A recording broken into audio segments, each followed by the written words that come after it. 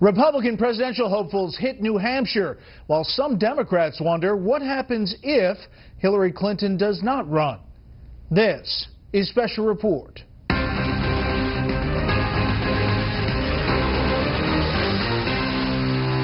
Good evening. Welcome to Washington. I'm Brett Baer. A study in contrast tonight. Some of the better-known names in the massively crowded Republican presidential field are getting an early foot in the door in the state with the nation's first primary next year. Meanwhile, Democrats are now openly discussing what might happen if Hillary Clinton decides not to get into the race. We have Fox team coverage tonight. James Rosen here in the Bureau with what could be a worst-case scenario for Democrats in 2016. But we begin with Chief Political Correspondent Carl Cameron in Hudson, New Hampshire tonight. Good evening, Carl. Hi, Brett. The two front-runners in the polls, Wisconsin Governor Scott Walker, who leads in Iowa, and former Florida Governor Jeb Bush, who leads here in New Hampshire, are making their first trips to the first primary state tonight. Just a short while ago, Jeb Bush held a media availability here in Hudson, and I had an opportunity to throw him some questions about Hillary Clinton's email controversy and his own use of a private email server. We complied with the law, and we've now made all of my emails, long before Mrs. Clinton's issues came up, we made them public for you to see. It's totally different. And so... You're going to brief her? Well, no, Governor, I want a comment from you on what you think her situation means for her. Nope, I don't have any comment on that. Local guy, huh? How are you doing? Mr. Bush toured a business and leads early polls here, but New Hampshire voters traditionally trash early frontrunners. And the Bush family, on the cover of Time this week, has a rocky history here. Both his father and his brother lost New Hampshire's primary their first times around the track. It sure looks like another Bush candidacy is unfolding. It's not about the past. About the future.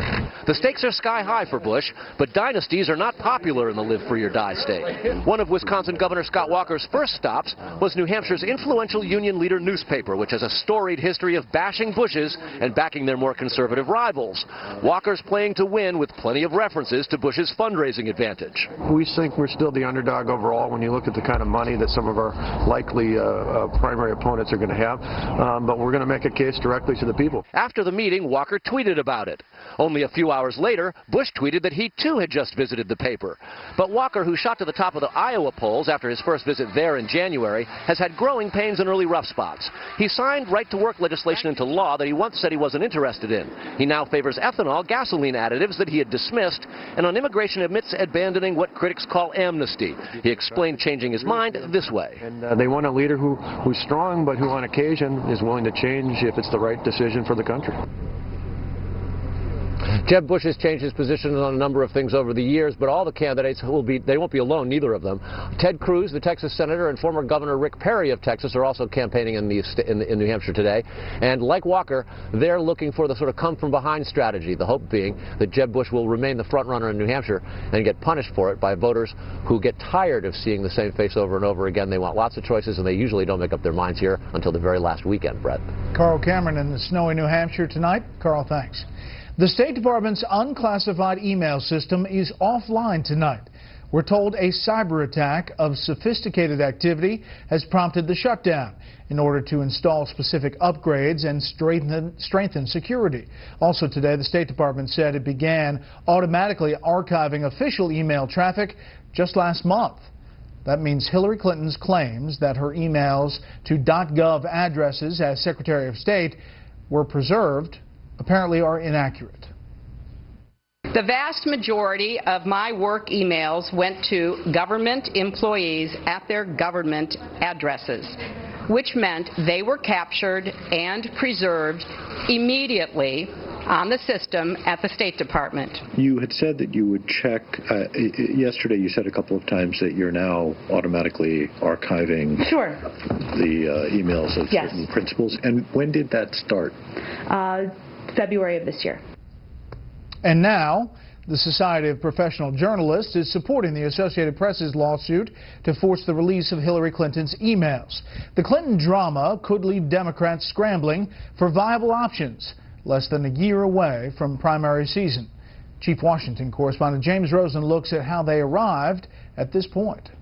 Time begins with Hillary Clinton as a dark, uncertain figure. The week closes with the Democratic Party mascot fearfully clinging to Clinton amid her latest high-wire act. With polling on the email controversy set to be released next week, analysts agree the furor has been bad for Clinton and may get worse, but that no intra-party rival appears well-positioned to profit from her troubles. Many of the people who might have run have taken a pass just because she has such strong support among the donor base of the Democratic Party and the state and local leaders who are influential in the nominating process. I understand you're going to hear from a bunch of candidates tomorrow. Vice President Biden keeps a keen eye on events and keeps popping up in early voting states, hitting 2 cities in New Hampshire late last month, all for official business, of course. He's also secured informal commitments from Clinton staffers in the event she bows out or her miseries multiply. The mail that we get right now is from all different segments. Former Virginia Senator Jim Webb has formed an exploratory committee, but the military veteran and part-time novelist lacks the cash or campaign infrastructure to mount a robust primary challenge. Ditto for far-left independent Senator Bernie Sanders of Vermont, who depends entirely on earned media. Aides to Martin O'Malley have signaled his renewed interest, but the former Maryland governor is mostly mum for now.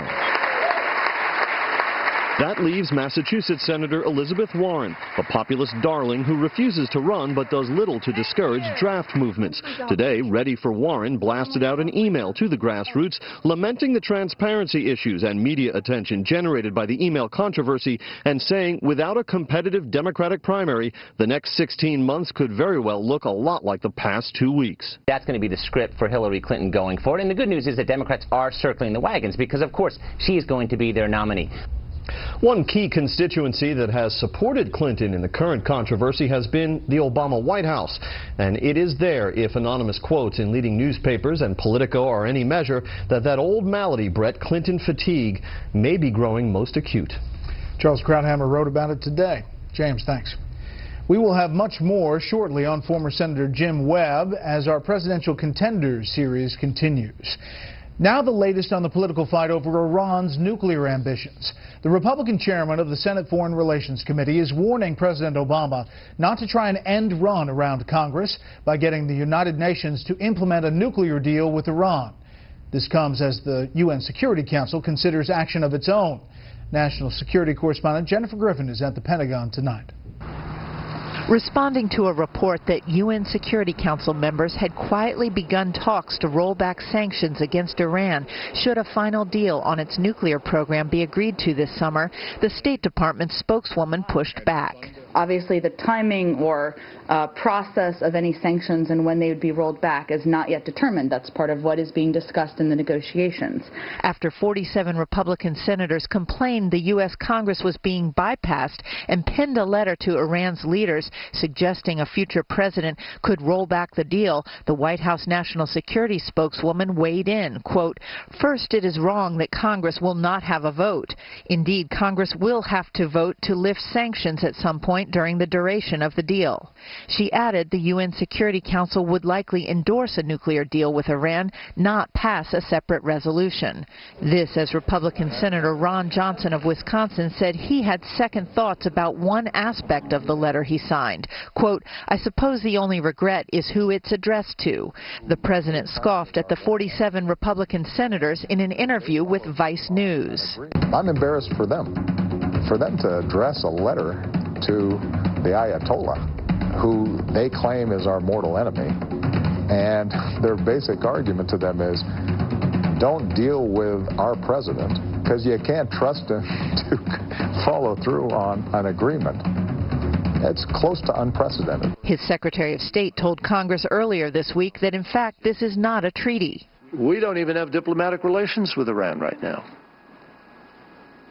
And the senator's letter erroneously asserts that this is a legally binding plan. It's not. The German foreign minister in Washington this week called the senator's letter not very helpful, and at this delicate phase, the British foreign secretary told Parliament it could throw a spanner in the works of the remaining talks. Brett. Jennifer Griffin live at the Pentagon. Jennifer, thank you. The nation's top spy says so far no one has been able to contain ISIS terrorists. CIA Director John Brennan says the movement has snowballed, gaining support from Boko Haram and other terrorist groups in Libya and South Asia. This is a worrisome sort of global movement and phenomenon that really requires us to work with this broad array of partner services throughout the world. Brennan says ISIS has been particularly successful using social media to romanticize its cause. Please join me later tonight for a special look at the carnage and brutality of ISIS. Here's a preview. We were deceived. We had no way to escape. They asked us all to stand in the middle of the ditch, put our heads down, and stay there. I heard them speaking in Arabic, saying Allahu Akbar and Islamic State. About 25 fighters were surrounding us, and then they started shooting at us from all directions. Please join us tonight for the premiere of Fox News reporting Unholy War, the March of ISIS. You can see it at 10 p.m. Eastern Time. Up next, the Commander-in-Chief travels to ground zero of the veterans' health scandal. First, here's what some of our Fox affiliates around the country are covering tonight. Fox 11 in Los Angeles with the arrest of 9 high school students in Venice during an investigation of alleged sexual assault on and off campus. Police say they are seeking 5 other students. They say the assaults involved 2 female victims. Fox 29 in Philadelphia, where police are warning of high-tech robbers who are targeting Asian business people. They use magnetic GPS tracking strips and iPhones to follow the business owner's home, then rob or burglarize them. Police are telling business people to avoid following the same routine every day. And this is a live look at Portland from our affiliate out there, Fox 12. The big story there tonight, Fox 12 viewers chip in to replace stolen Little League equipment. Someone took a bag of gloves, balls, and bats from the truck driven by the coach of the Parish Little League Phillies in Salem. But since that story aired Wednesday, viewers are stepping up with donations. It's a good sign. That's tonight's live look outside the Beltway. From Special Report, we'll be right back.